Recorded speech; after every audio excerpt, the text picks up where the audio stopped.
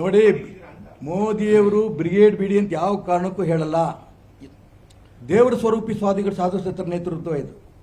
ಹಿಂದೂ ಸಮಾಜವನ್ನು ಸಂಘಟನೆ ಮಾಡಿಕೊಡ್ಬೇಕು. ಹಿಂದುಳಿದವರು ಅನ್ಯಾಯ ಆಗ್ತಾ ಇದೆ, ದಲಿತ ಸಮಾಜಕ್ಕೆ ಅನ್ಯಾಯ ಆಗ್ತಾ ಇದೆ, ಅವ್ರಿಗೆ ನ್ಯಾಯ ಕೊಡೋದಕ್ಕೆ ನಾವು ಬ್ರಿಗೇಡ್ ಅಲ್ಲಿ ಇರ್ತೀವಿ ಅಂತ ಎಲ್ಲ ಹೇಳಿದಾಗ ಮೋದಿಯವರು ಬೆಂಬಲ ಕೊಡಲ್ಲ ಅಂತಾರ, ವಾಪಸ್ ಹೋಗಿ ಅಂತಾರ. ಯಾವ ಕಾರಣಕ್ಕೂ ಮೋದಿಯವರು ಆ ಉತ್ತರ ಕೊಡಲ್ಲ, ಸಂತೋಷ ಪಡ್ತಾರೆ. ಇನ್ನು ಮತ್ತೆ ಹೇಳಿದಲ್ಲ, ಎರಡನೇ ಸರಿ ಮತ್ತೆ ಹೇಳೇನು.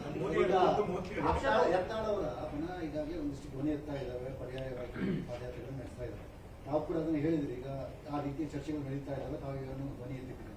ಸೊ ಆ ಯತ್ನಾಳ್ ತಂಡಕ್ಕೆ ತಮ್ಮ ಬೆಂಬಲ ಇದೆಯಾ? ಇಲ್ಲ ಇಲ್ಲ, ನಾನು ಯಾವುದೇ ಗುಂಪಿನ ಜೊತೆ ಇವಾಗಿಲ್ಲ. ಭಾರತೀಯ ಜನತಾ ಪಾರ್ಟಿಯ ಸಿದ್ಧಾಂತ ಏನಿದೆ, ಹಿಂದುತ್ವ, ಅದು ಸ್ವಲ್ಪ ದೂರವಾಗಿದೆ. ಹೊಂದಾಣಿಕೆ ರಾಜಕಾರಣ ಅತಿ ಹೆಚ್ಚಾಗಿದೆ. ಡಿ ಕೆ ಶಿವಕುಮಾರ್ ಹೇಳ್ತಾರೆ, ಭಿಕ್ಷೆ ಕೊಟ್ಟಿದ್ದೀನಿ, ಇಲ್ಲ ಅಂತಂದ್ರೆ ನೀನು ಗೆಲ್ತಿರಲಿಲ್ಲ ಅಂತ.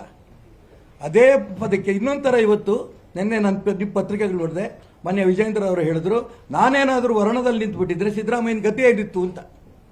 ಏನಿದರ್ಥ? ನಾನೇ ನೀವು ಗೆಲ್ಸಿದ್ದೆ ಅಂತ ಅರ್ಥ ತಾನೆ?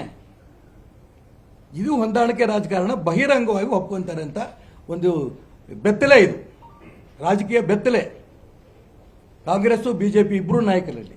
ಅದಕ್ಕೆ ನಾನು ಹೇಳ್ತಿರೋದು, ಈ ಹೊಂದಾಣಿಕೆ ರಾಜಕಾರಣ ನಡೀತಾ ಇರೋಂಥ ಸಂದರ್ಭದಲ್ಲಿ ಇದು ಸ್ವಲ್ಪ ಶುದ್ಧೀಕರಣ ಆಗಲಿ ಅನ್ನೋಂಥ ಆಸೆ ನಂದು ಇದೆ. ಇಡೀ ಕರ್ನಾಟಕ ರಾಜ್ಯದ ಬಹಳ ನಾಯಕರಿಗಿದೆ, ಜಿಲ್ಲಾ ಪ್ರಮುಖರುಗಳಿಗಿದೆ. ಈ ಪಾರ್ಟಿ ಬೆಳಿಬೇಕಲ್ಲಪ್ಪ ಅನ್ನೋಂಥ ಅಪೇಕ್ಷೆ ಪಡ್ತಾರಂತ ಕೋಟಿ ಕೋಟಿ ಹಿತೈಷಿಗಳಿಗಿದೆ. ಈ ಸ್ಥಿತಿ ಬಂದ್ಬಿಡ್ತೀಯಲ್ಲ ಬಿಜೆಪಿಗೆ, ನೋವಲ್ಲಿದ್ದಾರೆ. ಶುದ್ಧೀಕರಣ ಆಗತ್ತೆ. ಯಾವ ಥರದಲ್ಲಿ ಆಗತ್ತೆ? ಅನೇಕ ಹಿರಿಯರು ಅನೇಕ ವರ್ಷ ತಪಸ್ ಮಾಡಿದಾರಲ್ಲ, ಆ ನಂಬಿಕೆ ಮೇಲೆ ನನ್ಗೆ ಗೊತ್ತು ಇದಾಗತ್ತೆ. ವ್ಯವಸ್ಥೆ ಬಗ್ಗೆ ನಾನು ಯಡಿಯೂರಪ್ಪನವ್ರ ಬಗ್ಗೆ ವೈಯಕ್ತಿಕ ದ್ವೇಷ ಇಲ್ಲ, ವಿಜೇಂದ್ರನ ಬಗ್ಗೆ ವೈಯಕ್ತಿಕ ದ್ವೇಷ ಇಲ್ಲ. ವ್ಯವಸ್ಥೆ ಹೇಳಿದ್ನಲ್ಲ, ರಿಪೀಟ್ ಮಾಡಲ್ಲ ನಾನು, ಅದೇ ವ್ಯವಸ್ಥೆ. ಗೊತ್ತಿಲ್ಲಪ್ಪ. ಎರಡನೇ ಸಬ್ಜೆಕ್ಟು ತುಂಬಾ ನೋವಿಂದ ಹೇಳ್ತಾ ಇದ್ದೇನೆ. ನಿನ್ನೆ ತಮಿಳುನಾಡು ವಿಧಾನಸಭೆಯಲ್ಲಿ ರಾಷ್ಟ್ರಗೀತೆ ಹಾಡಬೇಕು ಅಂತ ಅಂದ್ಕೊಂಡು ರಾಜ್ಯಪಾಲರು ಹೇಳಿದಾಗ ಅದನ್ನ ಮುಖ್ಯಮಂತ್ರಿಗಳು, ಸ್ಪೀಕರ್ ಇಬ್ಬರೂ ತಿರಸ್ಕಾರ ಮಾಡಿ ಭಾರತದ ಸಂವಿಧಾನಕ್ಕೆ ಅಪಚಾರ ಮಾಡಿದ್ದಾರೆ.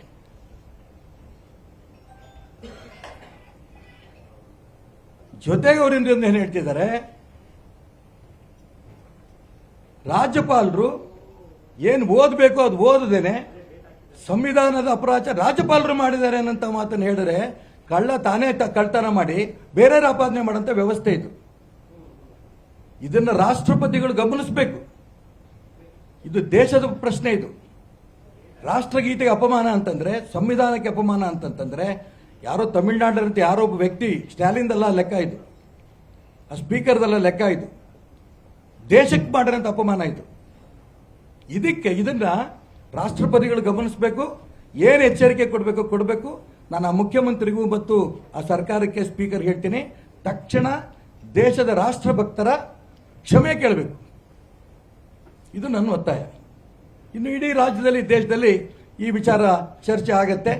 ನನಗೆ ನಂಬಿಕೆ ಇದೆ, ಆ ರಾಷ್ಟ್ರಭಕ್ತರ ಆ ಒಂದು ರಾಷ್ಟ್ರಗೀತೆಗೆ ಖಂಡಿತ ಇವತ್ತು ಇಲ್ಲ ನಾಳೆ ಅವರು ಕೂಡ ಬಗ್ತಾರೆ. ಈ ನಂಬಿಕೆ ನನಗಿದೆ.